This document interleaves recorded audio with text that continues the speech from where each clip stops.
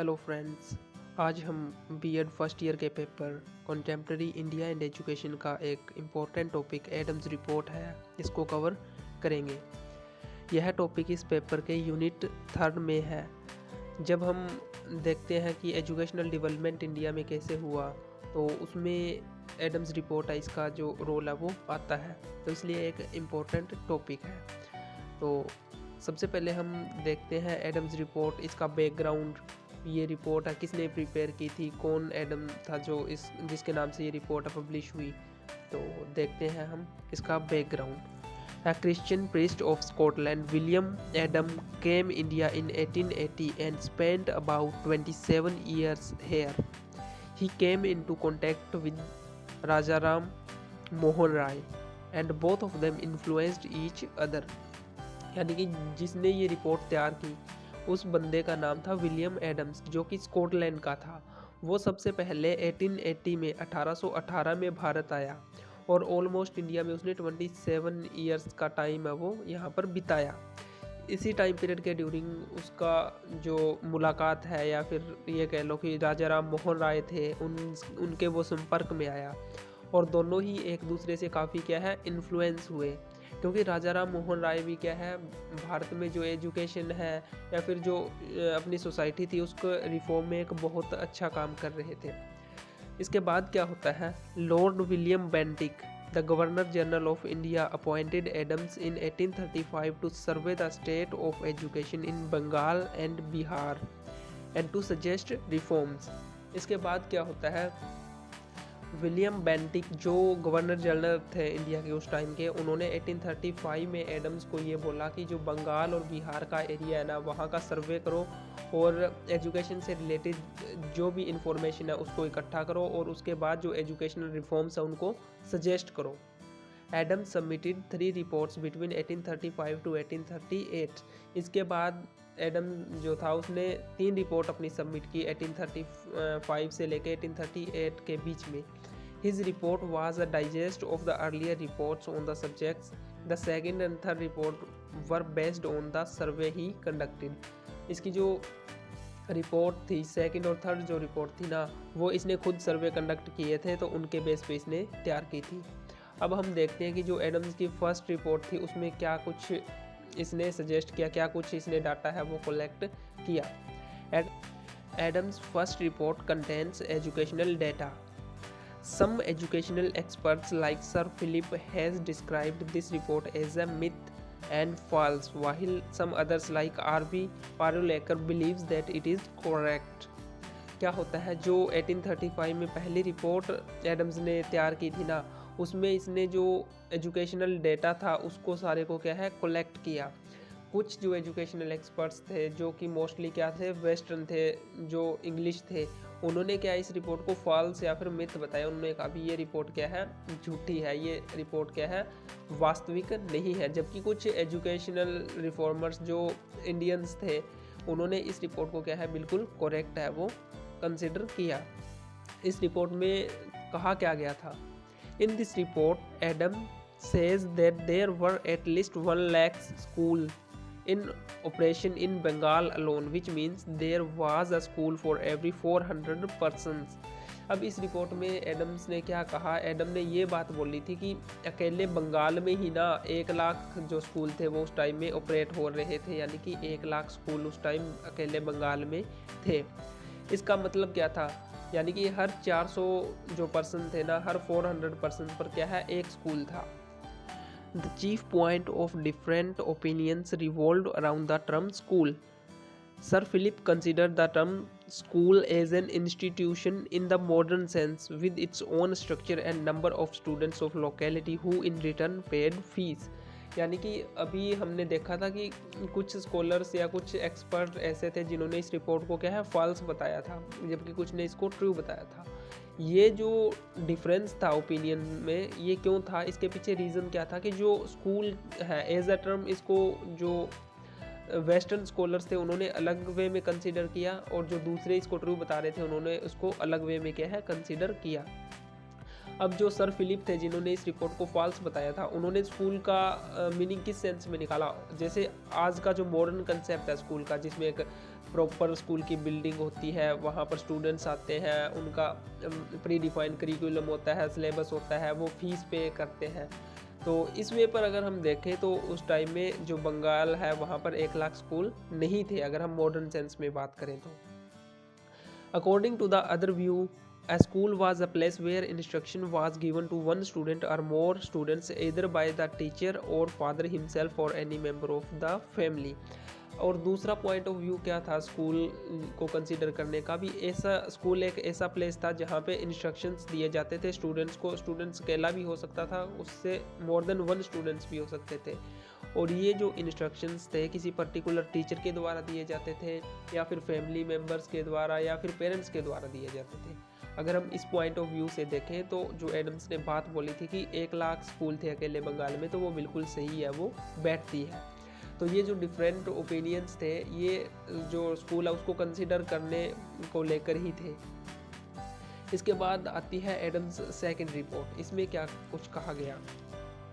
Adams second report is about the findings of the study conducted from the data collected from Rajshahi district Natore थाना। यानी कि जो second report थी ना वो एक तरह का सर्वे था जो राजशाही डिस्ट्रिक्ट है बंगाल की, वहाँ पर कंडक्ट किया गया था। According to this report, the total population of Natore Thana was 1,95,296, out of which 1,29,640 were Muslims and 65,656 were Hindus। अगर हम ये रिपोर्ट देखें तो इसमें जो पॉपुलेशन थी ना वो टोटल बताई गई थी 1,95,296, जिसमें से 1,29,000 से ज़्यादा मुस्लिम्स पॉपुलेशन थी और 65,000 से ज़्यादा जो हिंदू पॉपुलेशन थी। देयर वर 485 विलेजेस, और वहाँ पर जो टोटल 485 जो विलेज थे। There were 2 types of schools, regular school similar to the modern school and domestic schools where family members taught or a teacher was employed to teach। और इस सर्वे में एक बात क्लियरली देखी गई कि वहाँ पे जो स्कूल्स थे उनके ना 2 टाइप्स थे, 2 अलग अलग टाइप्स थे। एक तो थे रेगुलर स्कूल जिनको हम जो आज के मॉडर्न स्कूल है उनसे रिलेट कर सकते हैं, और दूसरे थे डोमेस्टिक स्कूल्स जिनमें क्या है, जिनमें जो फैमिली मेम्बर थे वो या तो किसी एक टीचर को हायर करते थे या फिर जो फैमिली मेम्बर है जैसे पेरेंट्स हो गए या फिर वो खुद है उनको बच्चों को इंस्ट्रक्शन है वो देते थे। और इस रिपोर्ट में सेकंड रिपोर्ट में क्या कुछ सामने आता है। There were 27 elementary schools where only 262 students studied. और ये बात सामने आई कि उस टाइम वहाँ पर सिर्फ 27 एलिमेंट्री स्कूल थे जिसमें 262 स्टूडेंट ही क्या है पढ़ाई कर रहे थे। Out of these 27 schools 10 were Bengali schools with 167 students, 4 were Persian schools with 23 students, 11 were Arabic schools with 42 students. इन 27 एलिमेंट्री स्कूल्स में ना 10 जो स्कूल थे वो थे बंगाली स्कूल जिनमें 167 जो विद्यार्थी है वो शिक्षा ग्रहण कर रहे थे। 4 थे पर्शियन स्कूल जहाँ पर ओनली 23 स्टूडेंट्स थे, और 11 स्कूल्स थे जो अरेबिक स्कूल्स थे जहाँ पर सिर्फ और सिर्फ 42 स्टूडेंट्स थे। अगर हम दूसरा देखें तो क्या था, there were nearly 2360 students in the domestic schools. यानी कि जो डोमेस्टिक स्कूल्स थे जहाँ पर या तो किसी एक टीचर को हायर किया जाता था या फिर फैमिली मेम्बर है वो इंस्ट्रक्शंस देते थे, वहाँ पर 2360 जो विद्यार्थी है वो पढ़ रहे थे। And it was nearly 9 times as many students in the domestic schools. और ये जो एलिमेंट्री स्कूल्स थे ना उनसे ऑलमोस्ट 9 times ज़्यादा स्टूडेंट्स थे किनमें, डोमेस्टिक स्कूल्स में। और क्या क्या फैक्ट सामने आए एडम्स सेकंड रिपोर्ट में। अगर हम एज ऑफ स्कूलिंग देखें, the average age of admission to an elementary school was 8 years and the average age of leaving the school was 14 years। यानी कि जो एलिमेंट्री स्कूल है वहाँ पर जो मिनिमम एज थी अगर एडमिशन लेना है तो 8 साल थी, और अगर स्कूल हम छोड़ रहे हैं तो मिनिमम एज थी 14 years। Average number of students in a school, the average number of students in a school was 10। अगर हम एवरेज नंबर देखें तो एक स्कूल में ऑलमोस्ट 10 स्टूडेंट्स थे। अगर हम फिर एवरेज पे देखें, the pay ranged between 5 to 8 rupees per month. उस टाइम में 5 से 8 रुपये जो पर मंथ है वो सैलरी टीचर्स की थी। फीमेल एजुकेशन का अगर हम देखें तो एडम्स रिपोर्ट जो सेकंड रिपोर्ट थी उसमें क्या बोला गया, female education was non existent, यानी कि ऑलमोस्ट फिजिकल ये जो फीमेल एजुकेशन है वो वहाँ पर नहीं थी। लिटरेसी रेट देखें तो literacy percentage was 6.1%, total percentage of males and females was 3.1%, यानी कि लिटरेसी है वो भी क्या है बहुत ही कम थी। इसके बाद आती है जो एडम की थर्ड रिपोर्ट थी, जो उसने थर्ड रिपोर्ट अपनी सबमिट करवाई थी। Adam's third report is divided into 2 parts, इसमें इसको 2 पार्ट में डिवाइड किया गया है। The first part covers educational data covered collected by him for 5 districts. पहला पार्ट है उसमें तो एजुकेशनल डेटा है 5 डिस्ट्रिक्ट का जो उसने खुद से सर्वे कंडक्ट करके कलेक्ट किया था। ये डिस्ट्रिक्ट्स कौन कौन से थे, मुर्शिदाबाद, वीरभूम, वर्धमान, साउथ बिहार एंड तिरहुत। और सेकंड पार्ट था उसमें क्या था, second part provides proposals put forward bye Adam for the reforms of the education specially indigenous. और सेकंड जो पार्ट था थर्ड रिपोर्ट का उसमें इसने जो एजुकेशनल रिफॉर्म्स सजेस्ट किए थे उनके बारे में क्या है इसमें लिखा हुआ था।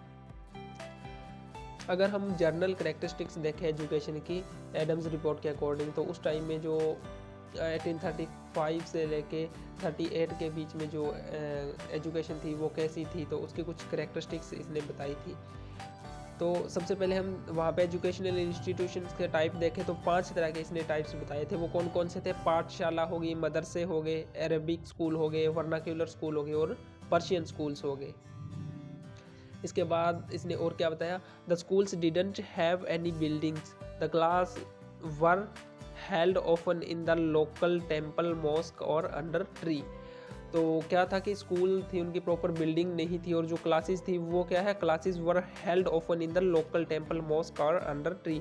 या तो लोकल टेम्पल होते थे या फिर मॉस्क होती थी या फिर जो कोई भी जो पेड़ है उनके नीचे जो क्लासेस है वो चलती रहती थी। ये मोस्टली जो डोमेस्टिक स्कूल थे उनमें होता था।